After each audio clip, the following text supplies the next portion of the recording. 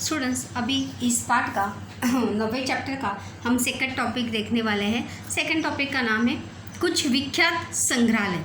कुछ विख्यात संग्रहालय में हम विश्व के साथ साथ भारत के भी कुछ विख्यात संग्रहालय के बारे में जानकारी जो है इस पॉइंट में हम देखने वाले हैं कि संग्रहालयों में किस प्रकार संग्रहालयों में कौन सी चीज़ों का, वस्तुओं का समावेश होता है, उनका संरक्षण और संवर्धन किस प्रकार से होता है, ये हम इस पॉइंट में देखने वाले हैं।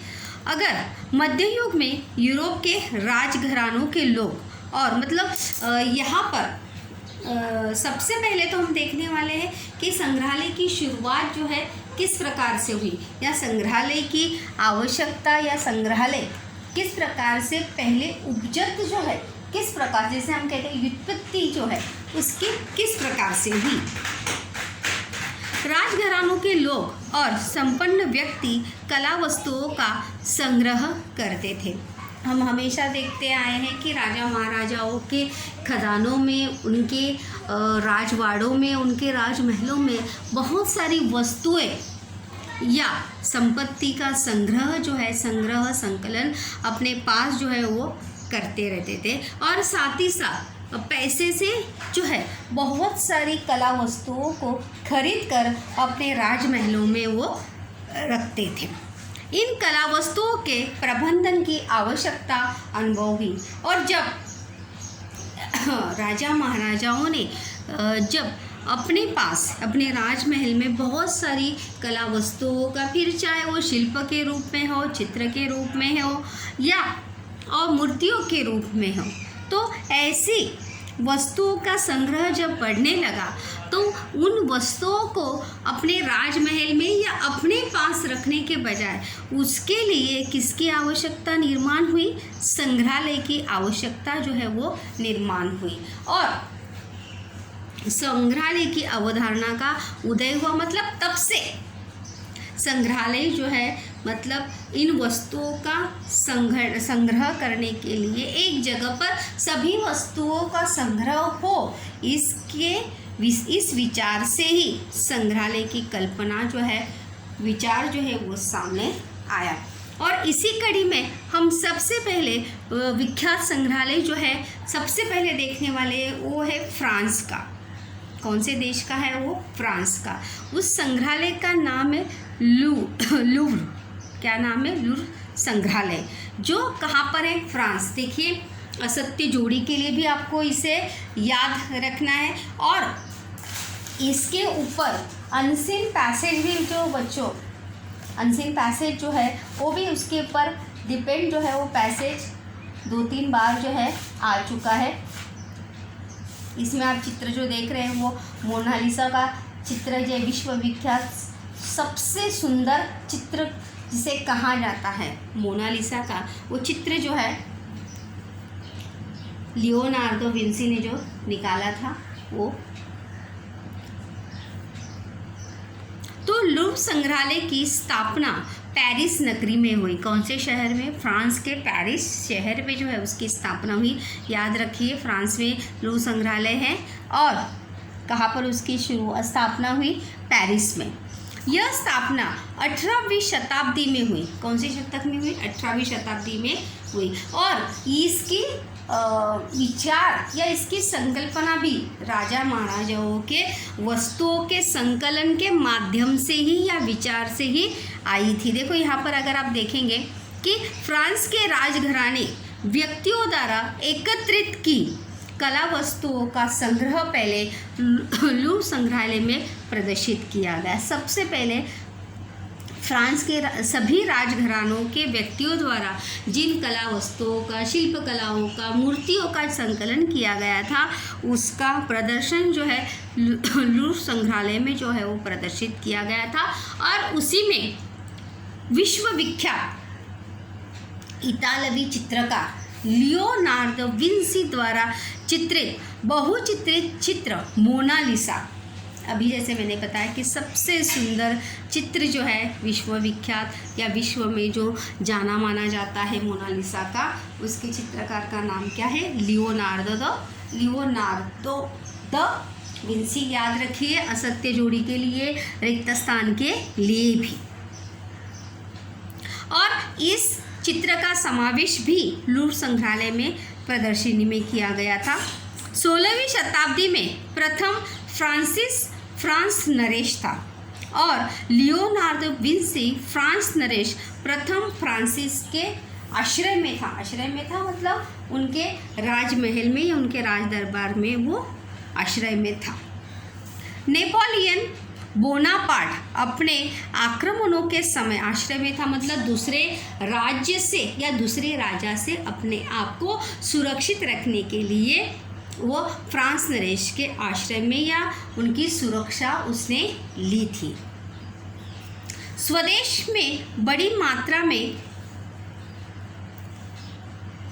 कला वस्तुएं ले आया था और इसीलिए इन कला वस्तुओं के कारण लूर संग्रहालय के संग्रह में बड़ी मात्रा में जो है क्या हो गई, वृद्धि हो गई। मतलब वहाँ पे वस्तुओं का संग्रह जो है वो अचानक से क्या हो गया था, बढ़ गया था। किसके कारण? जब नेपोलियन बोनापार्ट अपने आक्रमणों के समय स्वदेश में बड़ी मात्रा में क्या लेकर आया था, कला वस्तुएं लेकर आया था। और वो सभी कला वस्तुएं जो आक्रमण के समय उसे मिली थी, प्राप्त हुई थी, वो अपने देश लेकर आया था और उन वस्तुओं को कहाँ रखा गया था, लूर संग्रहालय में रखा गया था। और इसी के कारण उस संग्रहालय में के वस्तुओं में जो है बड़ी वृद्धि हो गई थी। इस समय अगर हम बात करेंगे तो संग्रहालय में अश्मयुग से लेकर, अश्मयुग मतलब जहाँ मनुष्य जो है किसी भी औजार का, हथियार का आविष्कार नहीं हुआ था। अश्मयुग में मनुष्य जो है किस प्रकार से पत्थरों के माध्यम से औजार हथियार बनाता था, ये तब से लेकर अश्मयुग से लेकर आधुनिक समय तक की, मतलब अभी तक की 3,80,000 से अधिक कला वस्तुएं जो है वो कहाँ पर है, लूर संग्रहालय में हमें देखने को मिलती है। इस प्रकार से अगर हम देखेंगे तो फ्रांस का सबसे महत्वपूर्ण संग्रहालय अगर है वो कौन सा है, लूर संग्रहालय है, जिसमें 3,80,000 से भी अधिक जो है वो कला वस्तुएं संग्रहित करके, संकलित करके वहाँ पर रखी गई है। इसके बाद हम देखने वाले हैं विश्व के ही दूसरे संग्रहालय के बारे में जानकारी यहाँ पर लेने वाले हैं। उस संग्रहालय का नाम है ब्रिटिश संग्रहालय, जो कहाँ पर स्थित है, इंग्लैंड में। कहाँ स्थित है? इंग्लैंड में। ब्रिटिश सभी संग्रहालयों के नाम याद रखिए। कभी कभी असत्य जोड़ी के लिए उसका प्लेस और नाम भी आ सकता है, संकल्पना चित्र के लिए भी इसे याद रखना है कि विश्व के कुछ विख्यात संग्रहालयों के नाम। ब्रिटिश संग्रहालय की स्थापना लंदन में हुई थी ईस्वी सन की 18वीं शताब्दी में। कभी हुई थी? 18वीं शताब्दी में। अगर हम देखेंगे तो लूर संग्रहालय की स्थापना भी 18वीं शताब्दी में हुई थी और ब्रिटिश संग्रहालय की स्थापना भी 18वीं शताब्दी में ही हुई थी। इसके पीछे की वजह देखते हैं हम।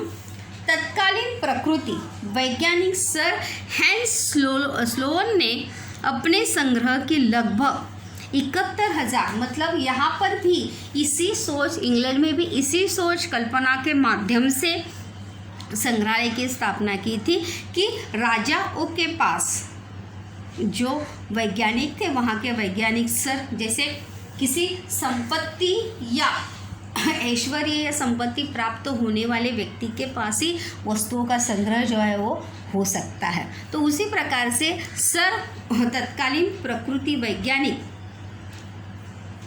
उनके पास लगभग उन्होंने 71,000 वस्तुएं इंग्लैंड नरेश द्वितीय राज जॉर्ज को सुपुर्द की थी।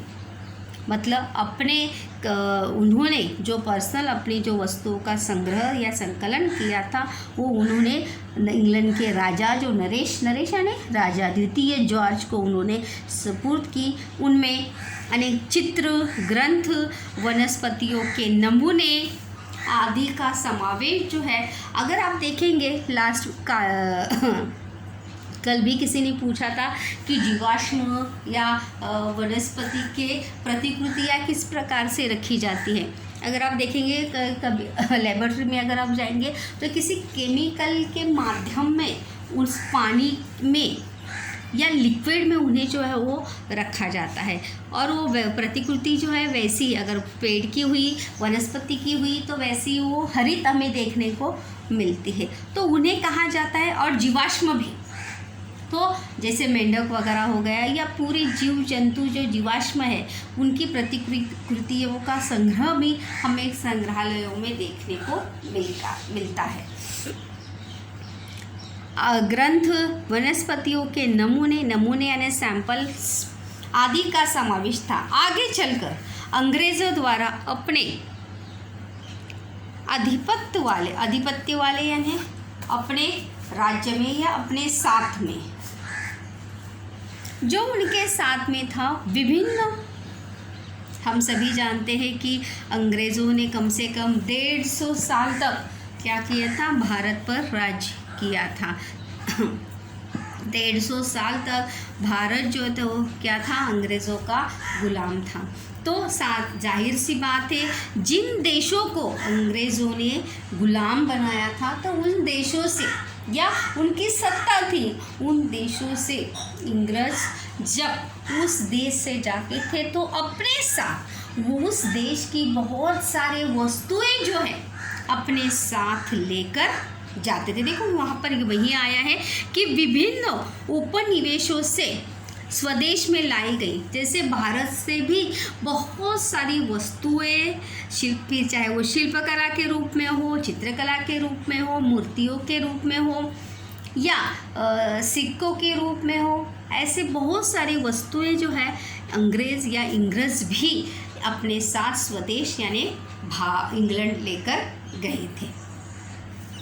कला वस्तुएं और प्राचीन अवशेषों के कारण ब्रिटिश संग्रहालयों में वस्तुओं की संख्या जो है क्या हो गई, बढ़ती गई। मतलब सिर्फ भारत ही नहीं, भारत के साथ साथ और भी बहुत सारे देश जो है इंग्लैंड के या अंग्रेज़ों के आधिपत्य के नीचे थे, तो उन सभी देशों से वो अपने साथ बहुत सारी कला वस्तुएं जो है अपने साथ हमेशा लेकर जाते थे, और धीरे धीरे करके ये संख्या बढ़ती गई और इतनी वस्तुओं की संख्या बढ़ती गई कि उसके लिए किसकी आवश्यकता निर्माण होने लगी, वस्तु संग्रहालय की आवश्यकता जो है वो निर्माण हुई, और उसी से निर्माण हुआ है ब्रिटिश संग्रहालय का। यहाँ पे देखो पिक्चर में आपको दिखाई दे रहा।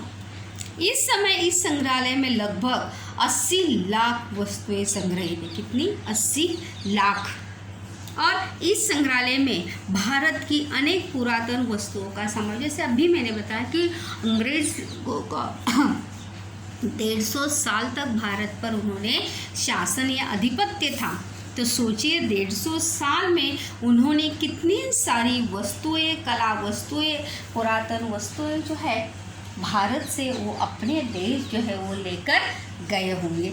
और इसीलिए उसमें से संग्रहालय में जितनी भी वस्तुएं रखी है उसमें से बहुत सारी वस्तुओं में भारत की अनेक पुरातन वस्तुओं का भी समावेश वहाँ पर हमें देखने को मिलता है। देखिए ये चित्र जो है इसका है, ब्रिटिश संग्रहालय इंग्लैंड का चित्र है ये। उसके बाद हम देखने वाले हैं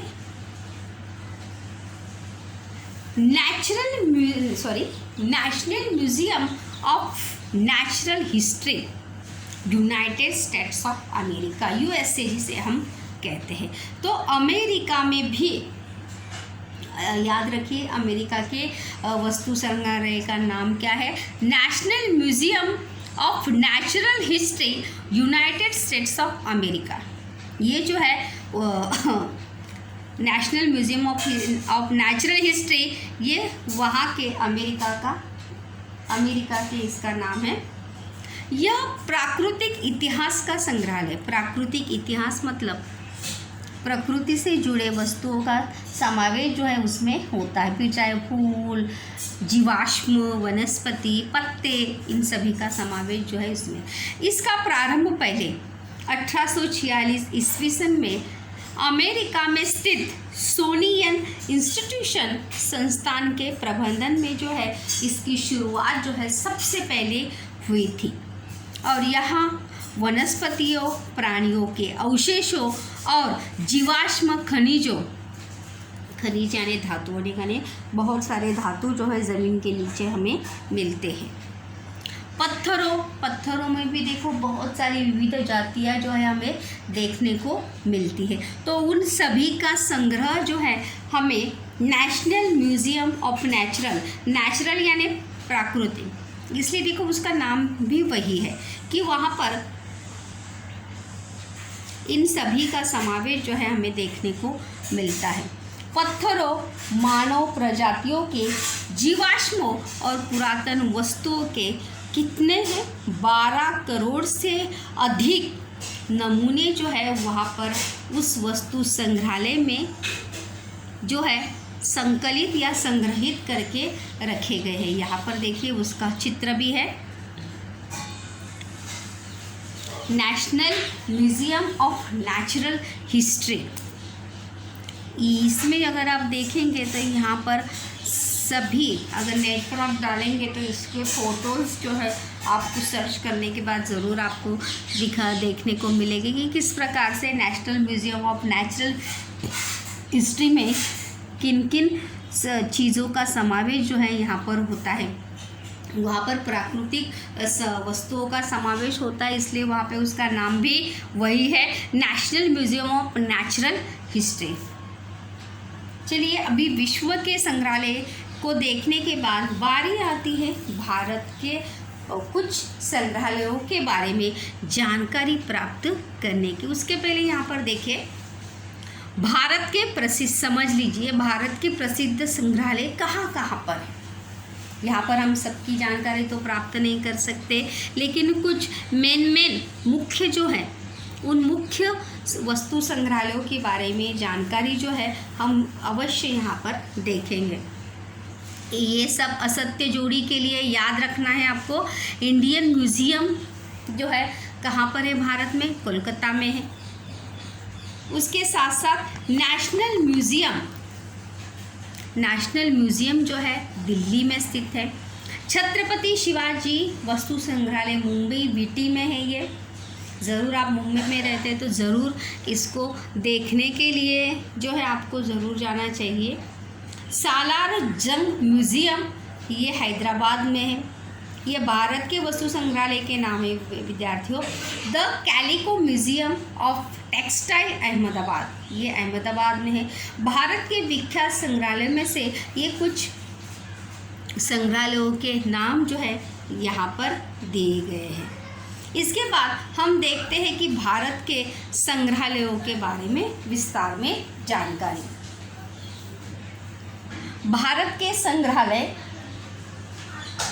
कोलकाता का जो हमने देखा था, कोलकाता का भारतीय संग्रहालय जिसे नेशनल म्यूज़ियम भी कहते हैं, भारत के प्रथम संग्रहालय एशियाटिक सोसाइटी ऑफ बंगाल संस्थान द्वारा 1814 ईस्वी सन में इसकी स्थापना जो है हुई थी। याद रखिए कभी स्थापना हुई थी भारत के प्रथम संग्रहालय की, 1814 में। कब स्थापना हुई थी? 1814 में। और उसके बाद चेन्नई में 1851 में ईस्वी सन में इसको शुरू हुआ गवर्नमेंट म्यूज़ियम, भारत का दूसरा संग्रहालय। पहला कौन सा है?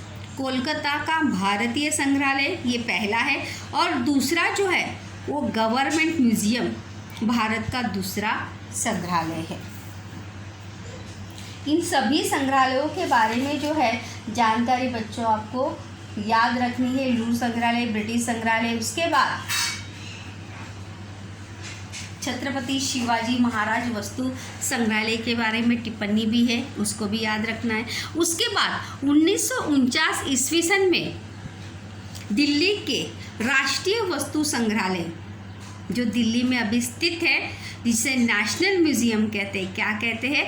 नेशनल म्यूज़ियम की स्थापना हुई। और इस समय भारत के विभिन्न राज्यों में अनेक संग्रहालय, मतलब दिल्ली में तो है ही, लेकिन भारत के अलग अलग राज्यों में भी हमें संग्रहालय और अभिलेखागार जो है वो देखने को मिलते हैं। हमारे देश का अभिलेखागार दिल्ली में है, तो साथ ही साथ हर राज्य का अभिलेखागार जो है हर राज्य में हमें देखने को मिलता है। कुछ अधिकांश बड़े संग्रहालयों के अपने अभिलेखागार और ग्रंथालय होते हैं।